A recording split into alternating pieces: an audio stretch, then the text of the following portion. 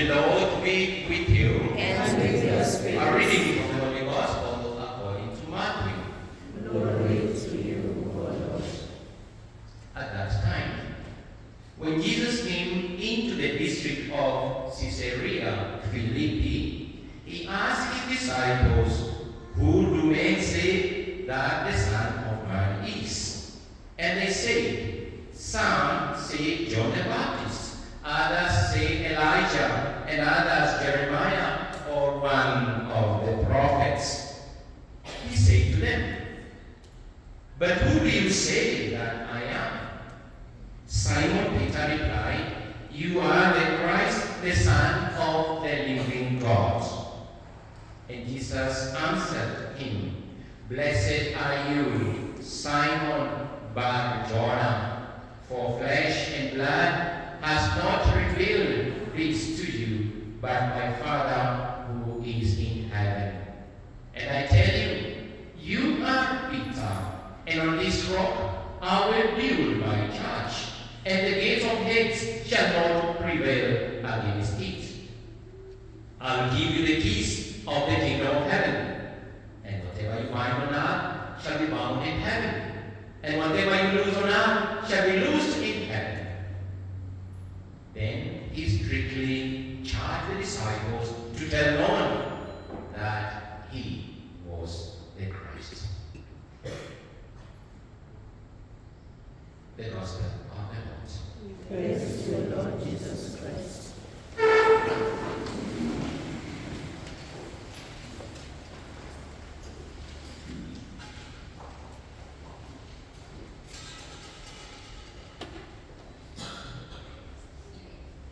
Pilgrims of hope. Together in prayer. Together in prayer. Pilgrims of hope. Dear brothers and sisters, on this 21st Sunday of the year in ordinary time, year A, we've been asked one very important question.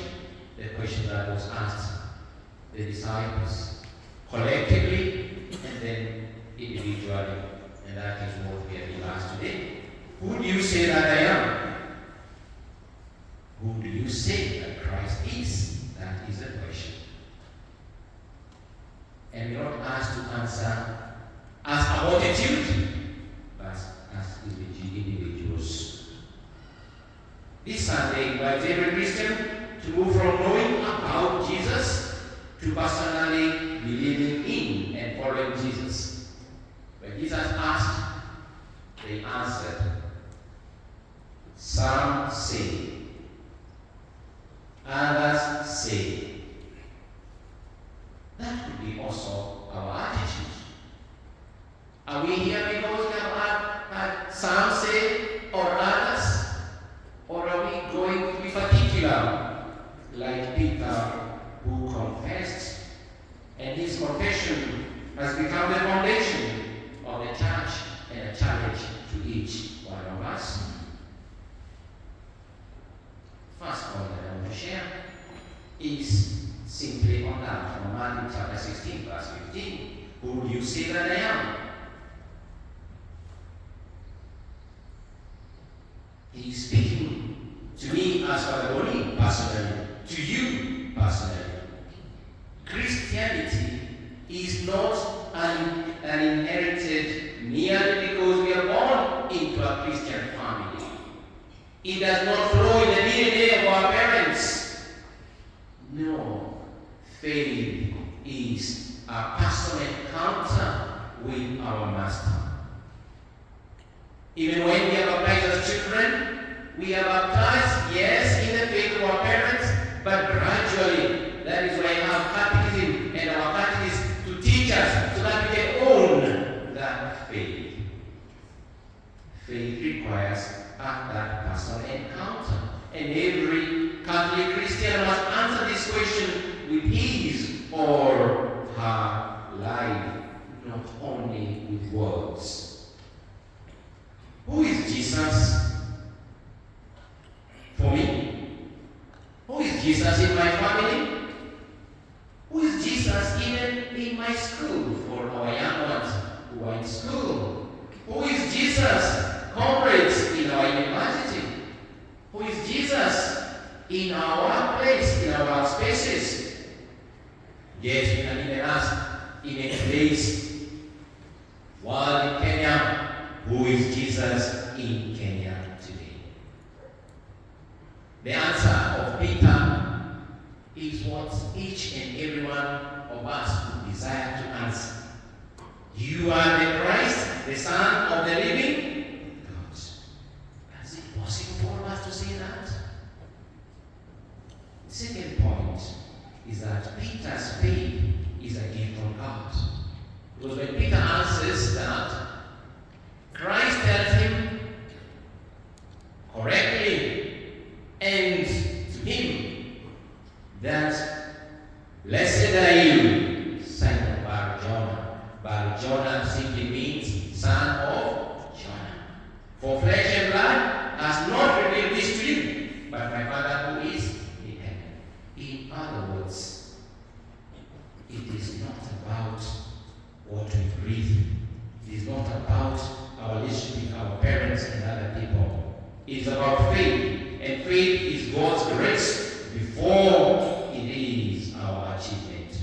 We grow in faith through prayer. We grow in faith through reading the scriptures as presented to us.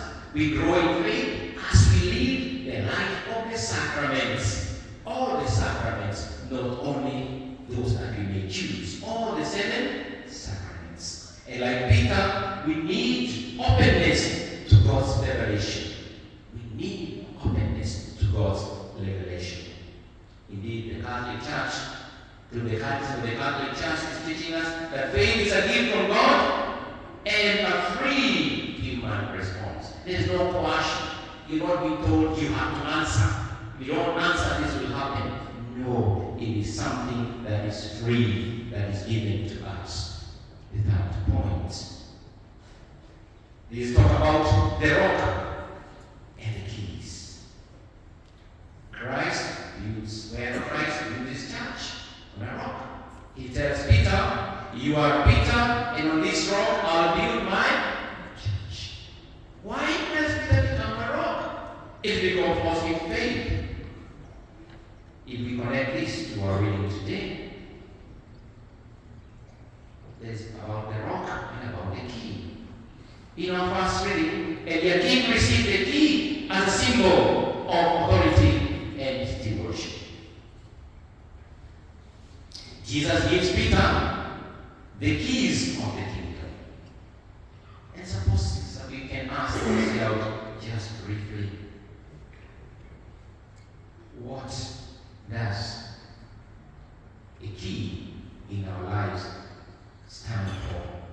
What does key in our lives signify?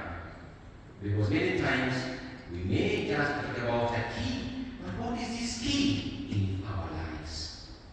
All of us, even I believe today, all of us have used a key to open our house that we can come out, to open our gates, and even to open our vehicles as we travel here. In the morning, we use a key to open this church. But what is that significance of the key in our lives? What does the key stand for? What does the key imply in our lives as Catholics? 5 important points about what the key stands for. 1, this key that Peter is given represents authority. I'll give the keys of the kingdom of heaven. Whatever you bind on earth shall be bound in heaven. Even when you are holding that key, is authority. That's the one who's holding the key is the only one who can open a particular door. Authority.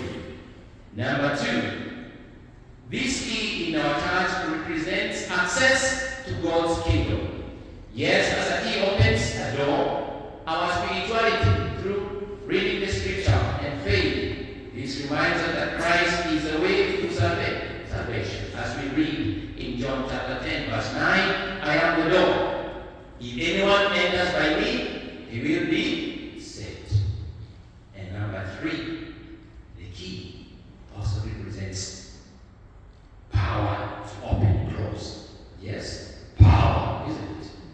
are looking for power. So when you have that key, you have that power to open and to close.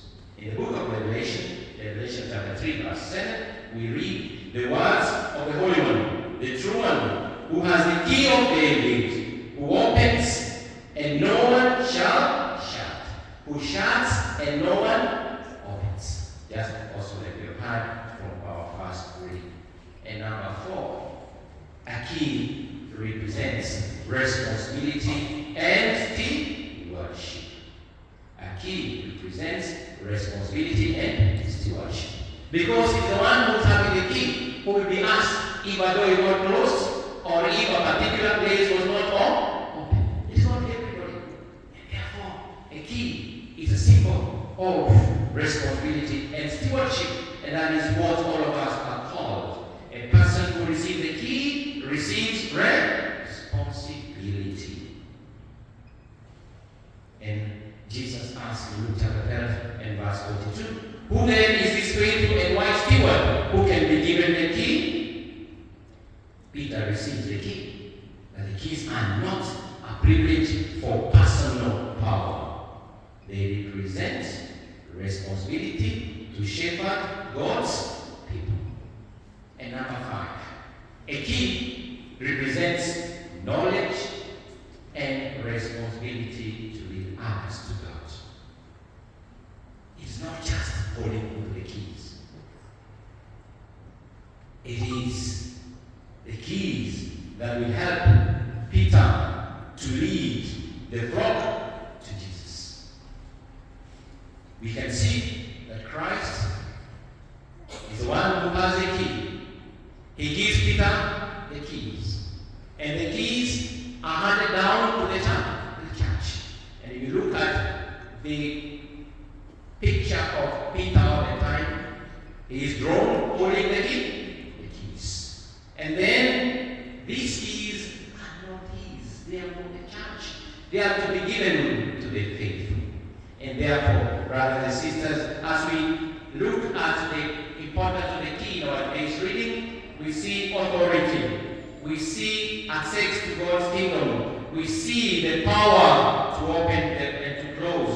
We see the keys representing responsibility and stewardship, and the key representing knowledge and the responsibility to lead others.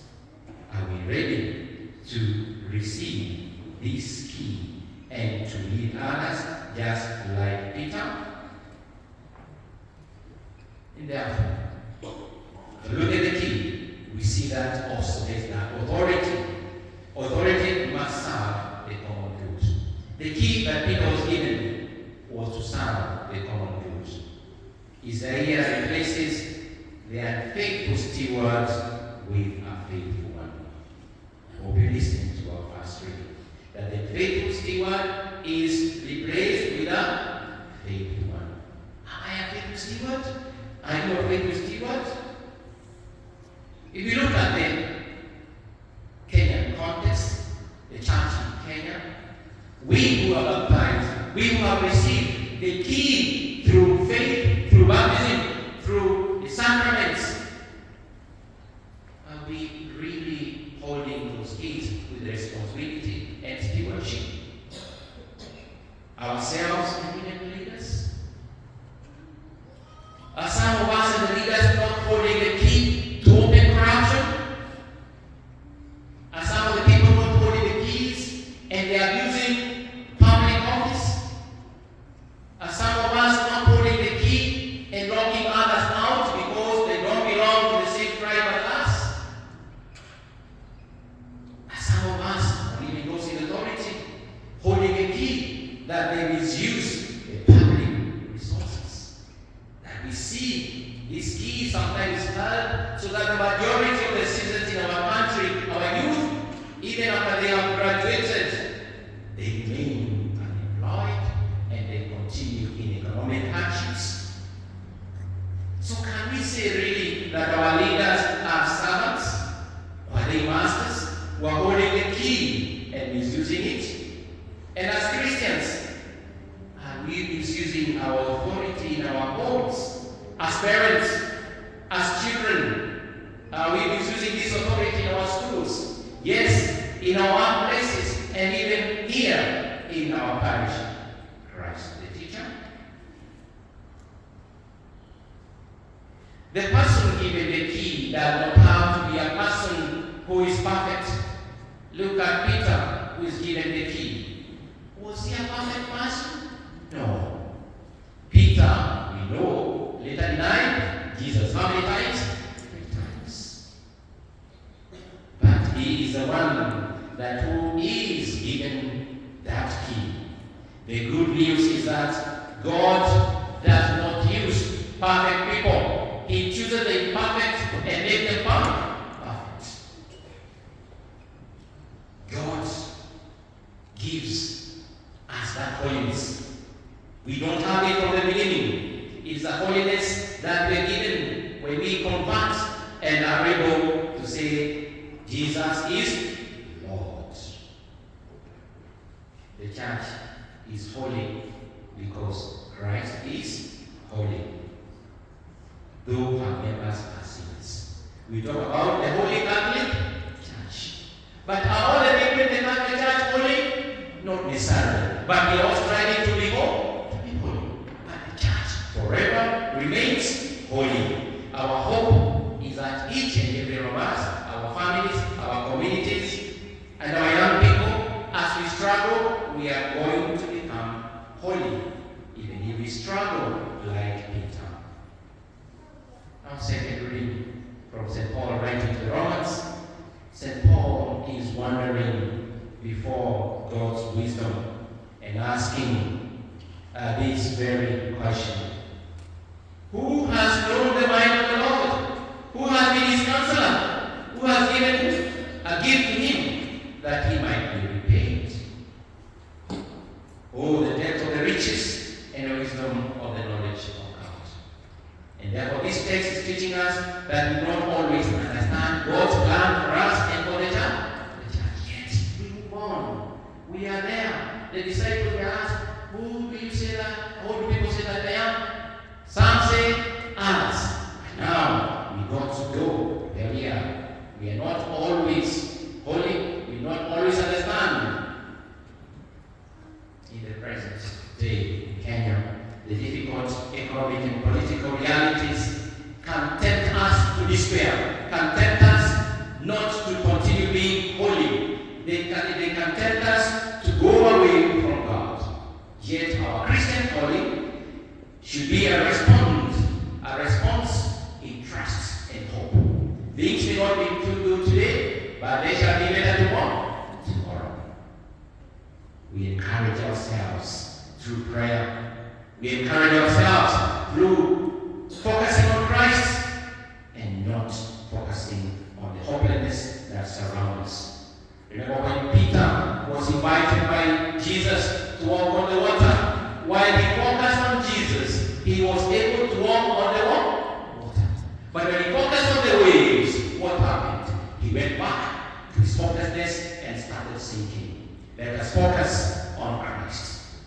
We are all invited this week, brothers and sisters, to spend time answering Jesus' question personally.